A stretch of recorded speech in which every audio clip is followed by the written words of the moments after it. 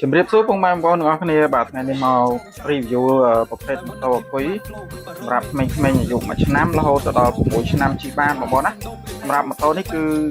បាទតម្លៃ$48មាន Bluetooth ណាបងប្អូនណាបាទ$48សម្រាប់កូនប្រុសក៏បានស្រីក៏បានដែរបាទហើយសម្រាប់កូនស្រីខាងនោះគឺតម្លៃ45ហើយពណ៌ឈូកខាងនោះមានតម្លៃ48បាទតម្លៃខុសៗគ្នាបងប្អូនណាបាទហើយទំហំគឺប្រហាក់ប្រហែលគ្នាគ្រាន់តែវាតម្លៃយើងពេញចូលបាទមានភាពខុសគ្នាហើយសម្រាប់បងប្អូននៅភ្នំពេញអាចអញ្ជើញមកដល់ទីតាំងបានទីតាំងនៅកើតផ្សារបរិស័ទទី2ច្រកជោគគុកបិសហើយសម្រាប់បងប្អូននៅតាមបណ្ដាខេត្តខាងបងប្អូនអាចផ្ញើបានតាមឡានតាក់ស៊ីក៏បានផ្ញើតាមរយៈបុណ្យធម្មក៏បានដែរ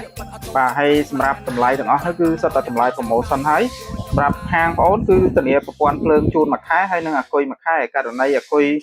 បាទអត់កាន់ភ្លើងក្នុងរយៈពេលមួយខែគឺខាងបងប្អូនបដូរអគុយថ្មីជូនតែម្ដងបាទហើយសម្រាប់អីវ៉ាន់ខាងបងប្អូនគឺមានស្តុកនិង model ច្រើនប្រភេទទៀតមានទាំងឡានបាទនិងម៉ូតូអគុយមានទាំងកូនប្រុសកូនស្រីបាទតម្លៃមាន99បាទមានតម្លៃ100ជាងបាទសម្រាប់បងប្អូនដែលមានចំណាប់អារម្មណ៍អាចបាទឆាតចូល page ឬក៏ Telegram ខាងបងប្អូនបានបាទលេខទូរស័ព្ទ077448845ខាងបងប្អូនមានរូបម៉ូតូនិងឡានច្រើនប្រភេទទៀតបងប្អូនណាបាទ